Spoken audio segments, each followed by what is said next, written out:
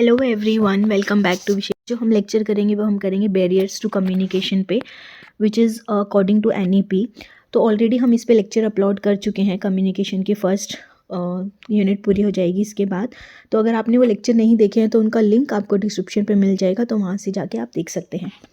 तो शुरू करते हैं। बैरियर्स टू कम्युनिकेशन क्या होता है? देखो, बैरियर्स मतलब कि हर्डल्स क्या है, मतलब सॉरी टू से इन इंग्लिश, रुकावटें क्या है, ठीक है, हम ये बोल सकते हैं। तो barrier to communication are obstacles that can hinder the effective exchange of information leading to misunderstanding and misinterpretation. मतलब कि ऐसा कम्युनिकेशन, ये वो ऑब्स्टेकल हैं जो अगर आप इफेक्टिव एक्सचेंज भी कर रहे हैं इन्फॉर्मेशन को, फिर भी ये कुछ मिसअंडरस्टैंडिंग और मिस इंटरप्रिटेशन लीड कर सकते हैं। This barriers can occur in various forms and can significantly impact the communication process. इसके अलग अलग वेरियस फॉर्म्स हैं जो भी हम डिस्कस करेंगे, बट ये एक आपकी कम्युनिकेशन प्रोसेस को इम्पैक्ट कर सकती है, जो कि हम अभी देखते हैं, ठीक है। फर्स्ट आता है लिंग्विस्टिक बैरियर्स। लिंग्विस्टिक बैरियर्स क्या होती है? जो लैंग्वेज के होते, लिंग्विस्टिक से लर्न कर लेना लैंग्वेज, ठीक है, जो कि डिफरेंस इन लैंग्वेजेस से अराइज होती है, या फिर आपकी वोकैब से, या फिर आपका डायलेक्ट कैसा है सेंडर और रिसीवर के बीच का, ठीक है। सो जब लोग डिफरेंट लैंग्वेज बोलते हैं, या फिर अपना टेक्निकल जार्गन या स्लैंग या फिर कोई कॉम्प्लेक्स टर्म यूज़ करते हैं, तो ये कन्फ्यूज़न और मिस इंटरप्रिटेशन को बढ़ाता है मैसेज के। So even with in the same language, ऐसा नहीं है कि कोई डिफरेंस था लैंग्वेज में, तब तो होता ही होता है, पर अगर सेम लैंग्वेज है फिर भी अगर आप वेरिएशन यूज़ कर रहे हो या फिर रीजनल एक्सप्रेशन यूज़ कर रहे हो, तो वो भी मिसअंडरस्टैंडिंग क्रिएट कर सकता है, ठीक है।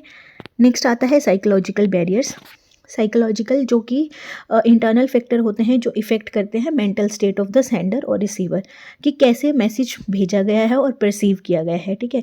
सपोज़ कि मैंने बहुत नॉर्मली बोला था, पर मेरी टोन सही नहीं थी, या फिर अगर मेरी टोन भी सही थी पर सामने वाले को वो नहीं लगती सही, तो वो रिसीवर है वो परसिप्ट कर सकता है कि यार ये इसने मुझसे अच्छे से नहीं बात की, या फिर अच्छे से नहीं बोला, या फिर जो मेरे इमोशंस थे मैं उनको कन्वे करने में इतनी अच्छी नहीं थी कि जो सामने वाला वैसा ही समझ पाए जो मैंने सोचा था।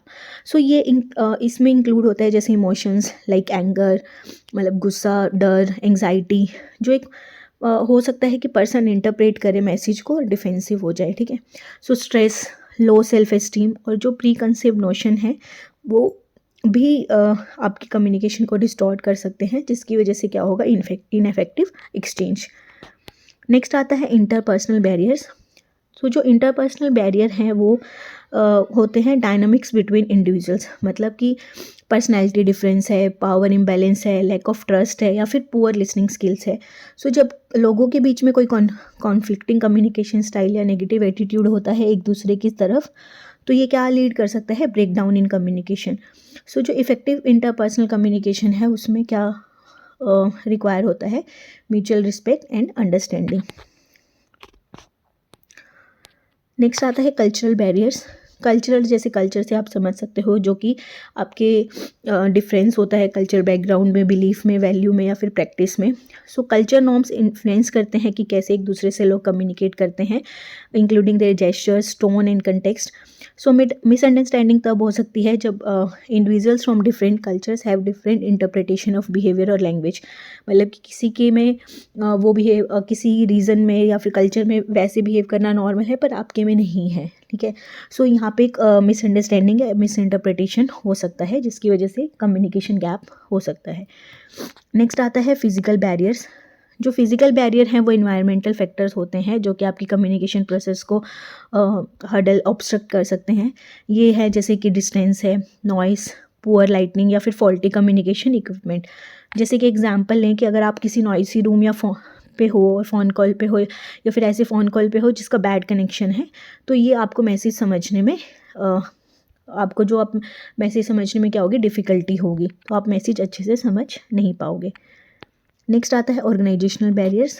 ऑर्गेनाइजेशनल बैरियर स्ट्रक्चरल ऑब्स्टेकल्स होते हैं विद इन द ऑर्गेनाइजेशन, जो कि कम्युनिकेशन को इफेक्ट करते हैं। इसमें हो सकता है कि बड़ी कॉम्प्लेक्स हिरार्की है, मतलब आपको कुछ किसी को समझाना था या फिर अपने सुपीरियर से बात करनी थी या कुछ, पर बहुत कॉम्प्लेक्स तरीका है उन तक पहुंचने का, ठीक है। रिजिड प्रोसीजर है, इनएडुकेट इंफॉर्मेशन चैनल है। सो जहाँ पे मल्टीपल लेयर ऑफ मैनेजमेंट होती है या फिर लैक ऑफ ओपन कम्युनिकेशन होता है, वहाँ पे ये ज़्यादातर हमें देखने को मिलता है कम्युनिकेशन गैप, क्योंकि वहाँ पे मैसेजेस डिले भी हो जाते हैं, डिस्टॉर्ट भी हो जाते हैं, क्योंकि वो बहुत सारे लेवल्स पे जाते हैं, जो कि हो सकता है जैसे कि हमने एक बहुत अच्छी सोशल मीडिया पे भी काफ़ी वायरल हुई थी कि हम पहले किसी इंसान को कुछ और बताते हैं, तो वो जब आगे कन्वे करता है तो कुछ और हो जाता है, फिर आगे वो जब कन्वे करता रहता है तो वो मैसेज का मतलब ही बदल जाता है, ठीक है। तो यहाँ पे भी यही है, अगर वेरियस लेवल ऑफ ऑर्गेनाइजेशन है, मतलब लेवल्स ऑफ कम्युनिकेशन है किसी भी ऑर्गेनाइजेशन पे, तो वो इनएफिशिएंसी और कन्फ्यूज़न को ही बढ़ाएंगे।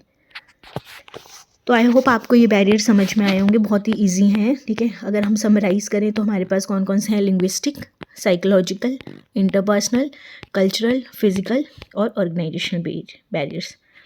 तो मिलेंगे नेक्स्ट वीडियो में। अगर आपको ये वीडियो अच्छा लगा तो प्लीज़ अपने फ्रेंड्स और फैमिली के साथ ज़रूर शेयर करें और प्लीज़ सब्सक्राइब करें, क्योंकि इससे बहुत मोटिवेशन मिलता है वीडियोज़ बनाने के लिए। Thank you.